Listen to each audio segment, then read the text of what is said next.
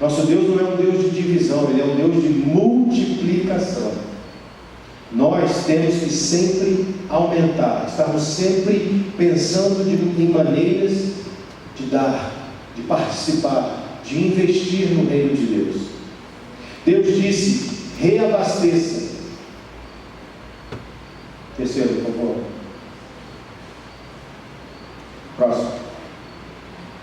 Reabasteça, que significa encher e reabastecer. Não foi o que Deus disse? Para encher a terra? E Deus disse ao final: sujeitai-a, que significa controlar o seu ambiente. Amados, se nós não sujeitarmos a terra a nós, quem vai controlar? Se eu não controlar a terra, quem vai me controlar? A terra vai me controlar. Pare e pense se muitos de nós não estamos vivendo assim. A gente vive em resposta ao que acontece nas nossas vidas. Se eu tiver dinheiro, eu faço isso. Se eu não tiver, eu não posso fazer. A gente não pode viver assim. A gente tem que viver com objetivos, sempre aumentando, sempre buscando alguma coisa para investir no reino. Hoje eu estava com a minha mãe e com a minha esposa, a gente passou ali no supermercado para comprar uma carne, e veio aquela irmãzinha, eu esqueci o nome dela, eu orei por ela domingo retrasado, uma morena, e ela estava vendendo coxinha na rua, e eu fui lá, tive o maior prazer de ir lá conversar com ela, de abençoar, e falar: a irmã vai prosperar. Estava vendendo coxinha num potinhozinho. Comprei uma coxinha, comi, está uma delícia. Ela está fazendo algo, ela está colocando a mão para ser abençoada. E é isso, é o que Deus fala. Nós devemos estar sempre procurando formas de fazer algo para aumentarmos, para melhorarmos. A motivação de dizimarmos, ela é uma, e uma só, que é a obediência. Guardem isso, depois eu vou perguntar de novo e nós vamos falar sobre isso. A motivação para o dízimo é obediência. Não é medo, não é uma ordem, é simplesmente uma obediência. Deus quer que você o cobre a respeito das promessas que Ele fez para repreender o devorador. Mas para que eu possa cobrar de Deus, eu preciso o quê? Ser um dizimista. A segunda forma, os primeiros frutos. Alguém já ouviu falar dos primeiros frutos? Das primícias? Ninguém? Os primeiros frutos começam depois dos 10%. Então seriam de 11% para frente. 10% é o dízimo. Eu posso ter primeiros frutos. Vou dar um exemplo para os irmãos. Eu trabalho, tenho um emprego e eu ganho R$1.000 por mês. Neste mês eu tive um aumento. Eu vou passar a ganhar R$1.200 esse mês. Quais são os meus primeiros frutos? R$200, que é o aumento que eu tive. Neste mês eu vou pegar os meus primeiros frutos somente uma vez. É os primeiros frutos. Eu vou receber 1.200 agora pelo resto do ano, até que eu tenha outro aumento. Então eu vou no primeiro R$200 que eu ganhei a mais, eu vou pegar esses R$200 e vou dar como primeiros frutos. Senhor, obrigado, porque eu tenho um aumento. Eu tive um aumento. Isso, qual é a motivação para darmos os primeiros frutos? É a generosidade. Por que generosidade? Porque Deus se alegra quando Ele vê que nós somos agradecidos a Ele primeiramente, porque é Ele que nos dá o poder de melhorar, de ganhar mais. Não é o seu chefe, não é você, não é o seu trabalho, é Deus na sua vida. E quando você agradece a Ele com os primeiros frutos, você está dizendo para Ele: o dinheiro não é o mais importante na minha vida, Tu, Senhor, é o mais importante na minha vida. Você está demonstrando a Deus que você não ama o dinheiro. Você ama as bênçãos de Deus. Você ama o seu relacionamento com Ele. E por conta disso vocês vão ver a multiplicação acontecendo. Era muito importante para os judeus, porque eles eram uma sociedade o quê? Agrícola. Imagine os primeiros frutos de uma colheita. Era muita coisa. Imagine se eu plantei laranjas, e as primeiras laranjas que eu vou coletar, toda a minha colheita eu vou fazer o quê? Eu vou dar. Sabe o que acontecia com os judeus? Sabe o que acontece até hoje? Se vocês verem as frutas e as árvores frutíferas em Israel, como são, elas não dão normalmente frutos como as nossas. É sobrenatural. Por quê? Por causa desse princípio.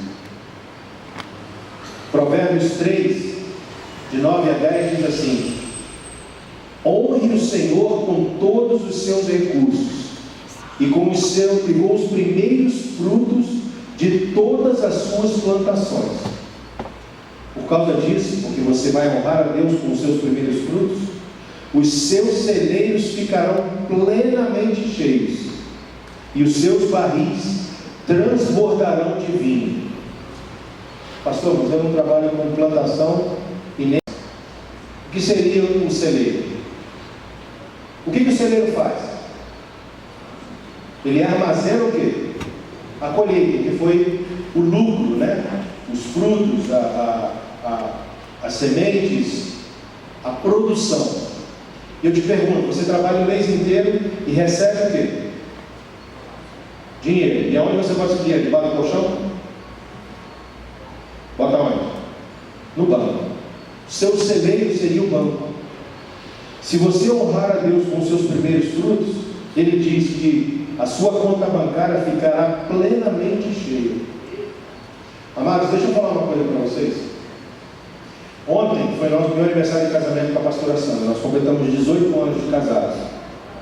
Durante um ano de casado, eu sou engenheiro de sistemas.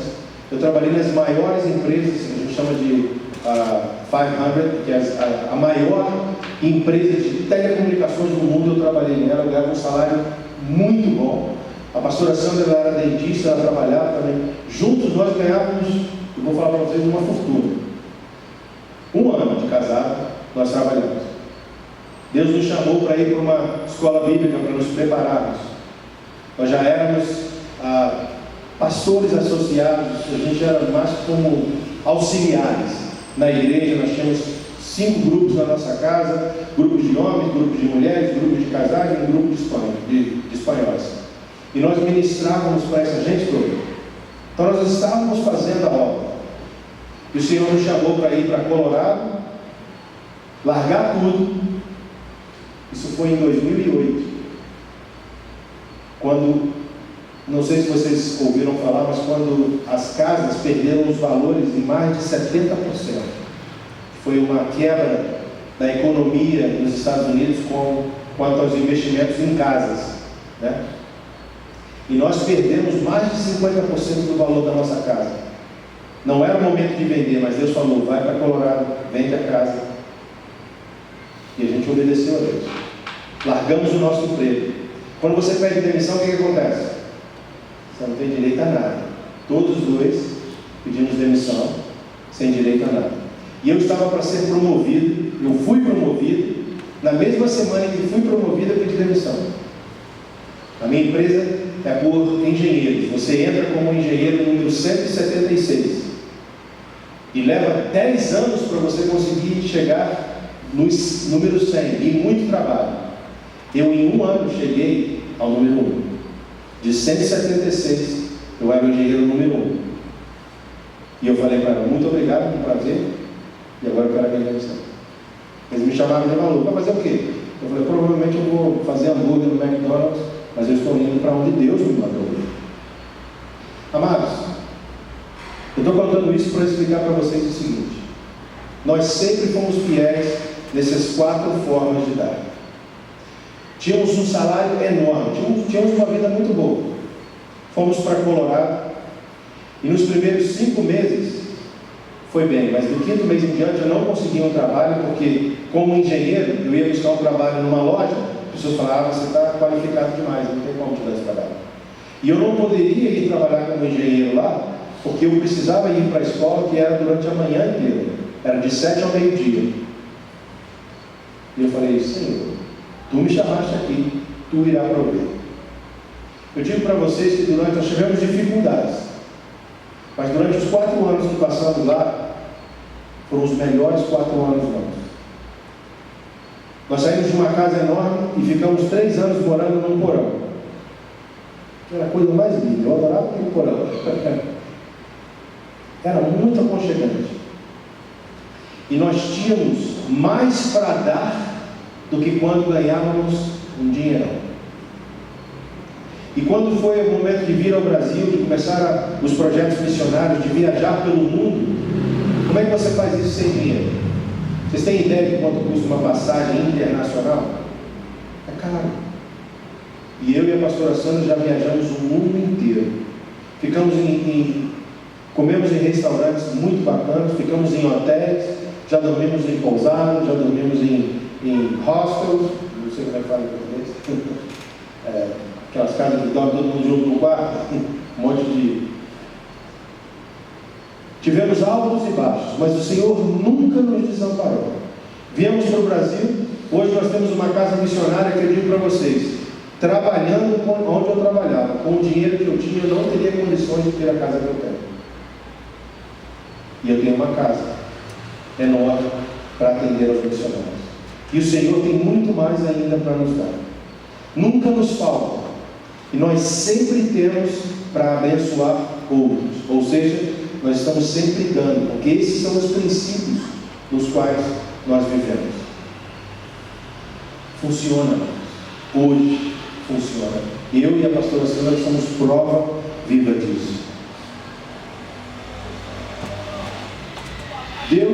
Por que Deus iria querer que você desse os primeiros frutos? Por que você acha que Deus quer que você participe nisso?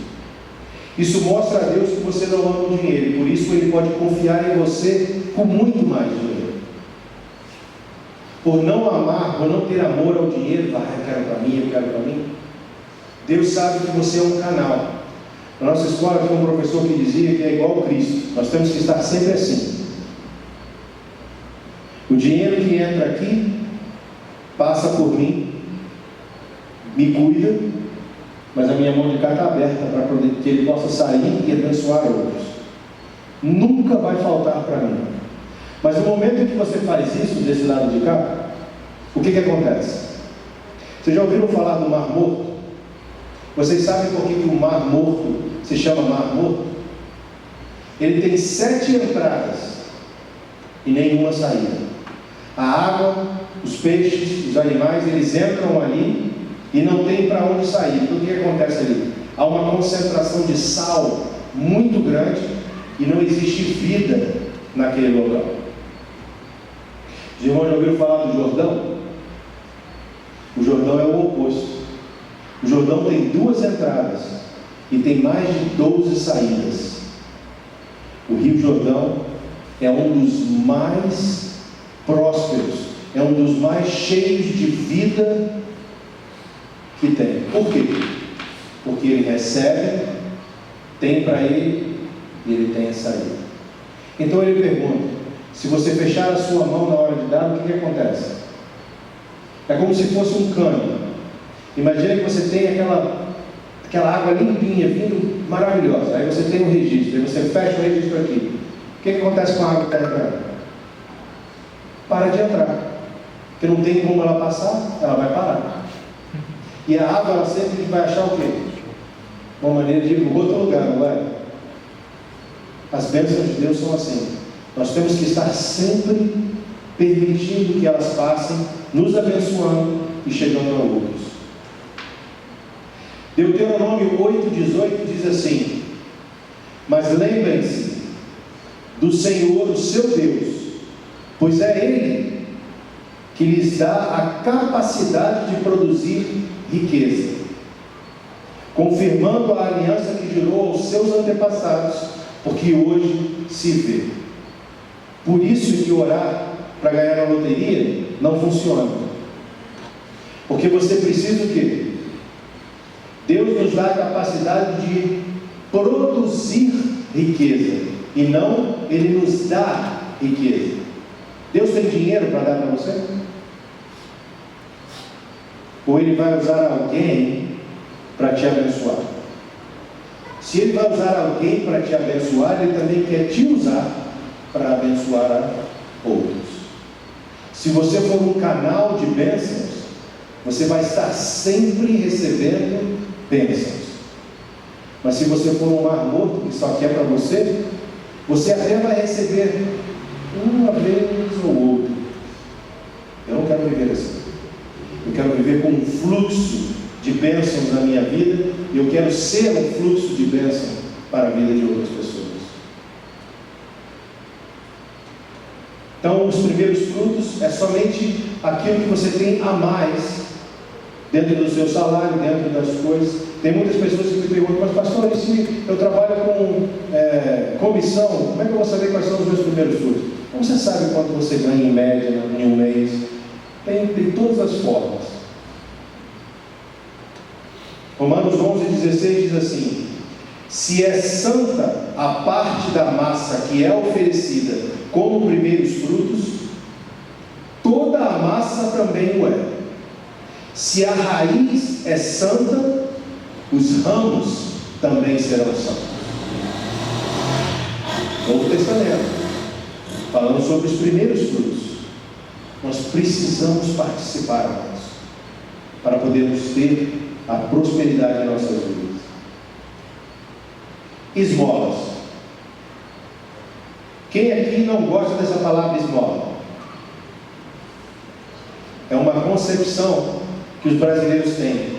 A esmola não é uma coisa ruim. Se, por exemplo, estiver precisando de alguma coisa e alguém falar assim: ah, pastor, vou te dar essa esmola aqui. Que é isso? Não estou assim também, precisando tanto. Não, a gente já fica logo ofendido, como que diz. Pô, não.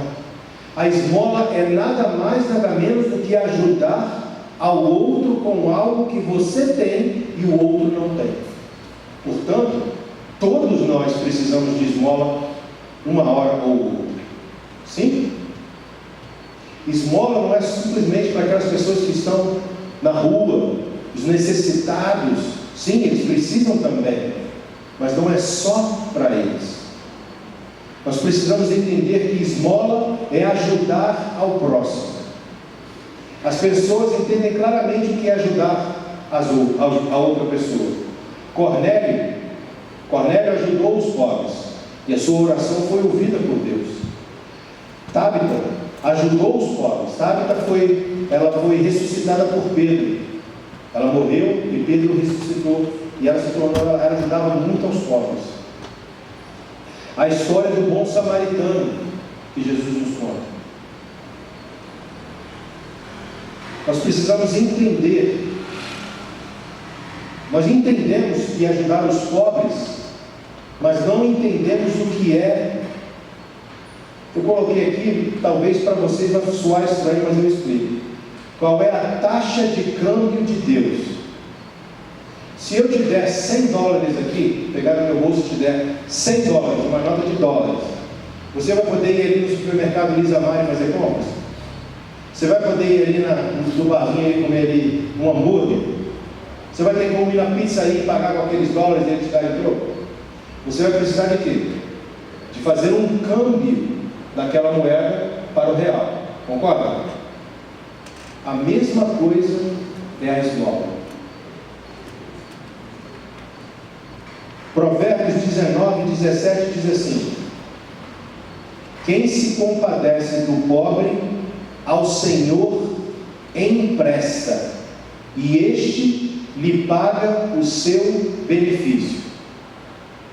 Tem muita gente que mudou esse verso, e tem gente que nem sabia disso, e fez assim, um ditado popular: quem dá aos pobres,